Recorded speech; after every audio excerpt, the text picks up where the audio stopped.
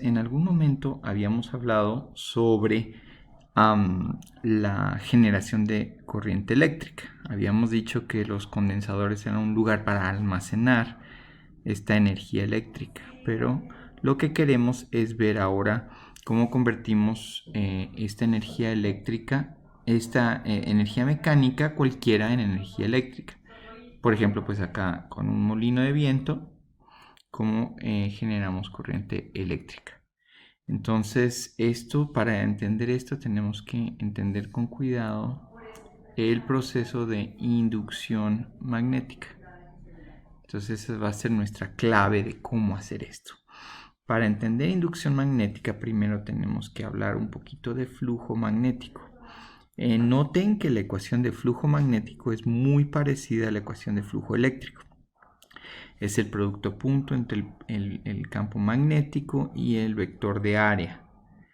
¿Listo? De algún tipo de superficie. Entonces, y vamos a medir cuánto campo magnético fluye a través de esa área, a través de este producto punto. Entonces, acuérdense que en el capítulo 21 vimos flujo eléctrico y lo relacionamos con la ley de Gauss. ¿Listo? Entonces, bueno. Una cosa interesante sobre este flujo magnético se da debido a la característica de estos campos magnéticos que tienden a ser circulares, o sea, tienden a fluir en círculos. Entonces aquí hay varios ejemplos de esto. Entonces esto nos va a decir algo bien interesante sobre este flujo magnético. Miren, entonces tenemos ejemplo 1, tenemos por ejemplo un alambre y alrededor del alambre fluye el campo magnético. Tenemos otro ejemplo, un solenoide que el campo magnético atraviesa el solenoide pero luego da vueltas alrededor del solenoide para cerrar los círculos. También si tienes una carga en movimiento, alrededor de la carga se genera un campo magnético que fluye de manera circular. Entonces, si se ponen a pensar en esos tipos de campo, todos estos campos tienden a ser circulares y esto implica lógicamente algo bien interesante para los campos magnéticos, que cuando tú haces la integral cerrada, ¿listo? Del flujo magnético siempre tiene que ser igual a cero. Esto tiene que ver pues fácilmente que si tú tienes un campo magnético que fluye de manera circular, si tú haces una superficie, todo lo que entra a la cajita sale de la cajita y todo lo que entra a la cajita sale de la cajita. Por lo tanto, el flujo tiene que ser igual a cero para cualquier superficie cerrada. Entonces veamos si tiene sentido. Digamos que en el alambre, rodeamos el alambre con una caja y vemos que todas las líneas de campo no radian. Entonces el campo magnético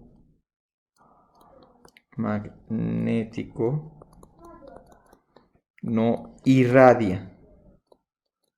O sea, no es externo. Es como cuando tenemos el campo eléctrico de una carga positiva. Ese campo eléctrico irradia, o sea, sale de la carga positiva y nos genera un flujo neto.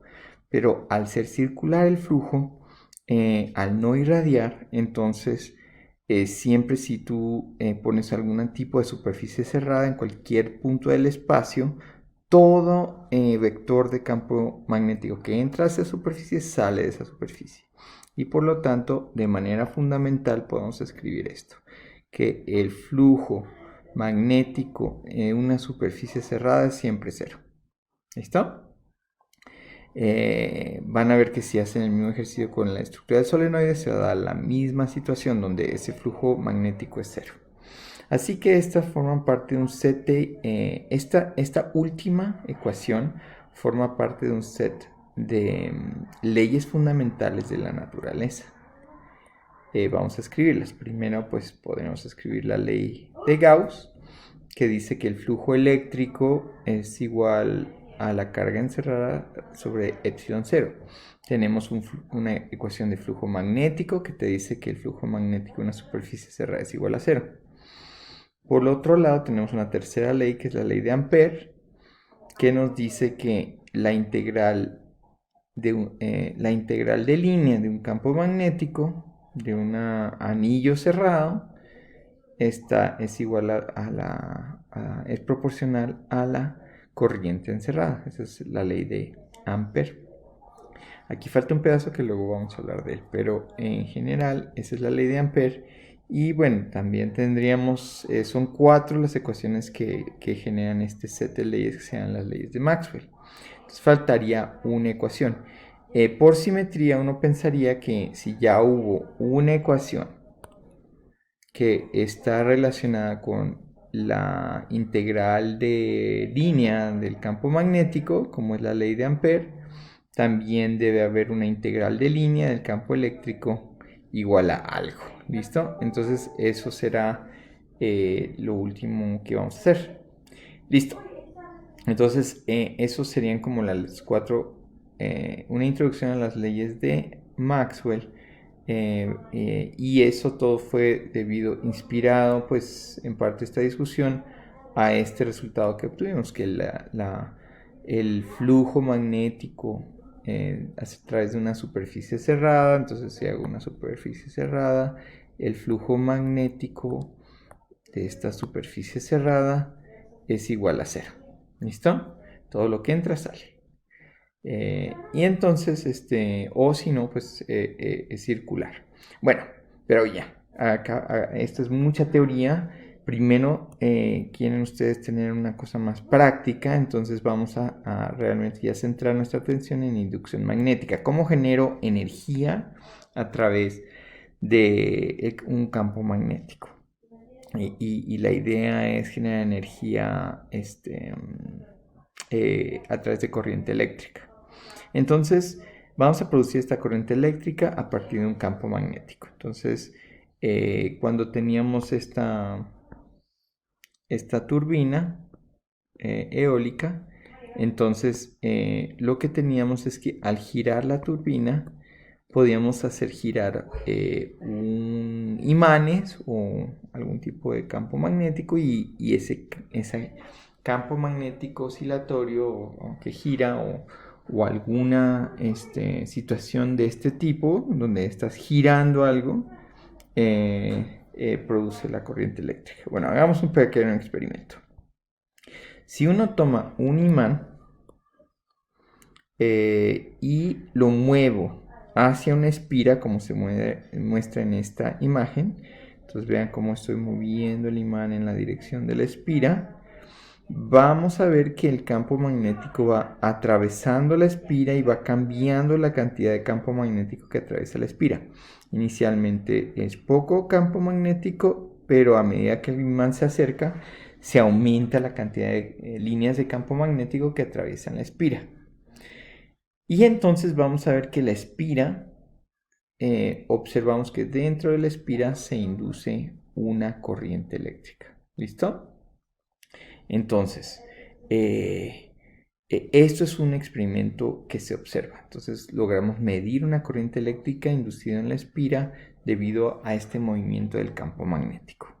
Ahora, si detengo el campo magnético, si no se mueve el imán, lo dejo quieto, dejamos de tener corriente en la espira. Entonces se desaparece esa corriente si tengo el campo magnético quieto. Entonces podemos pensar una ley de inducción magnética que se llama la ley de Faraday, donde vamos primero a decir el flujo, porque fíjense por qué tenemos que hablar de flujo.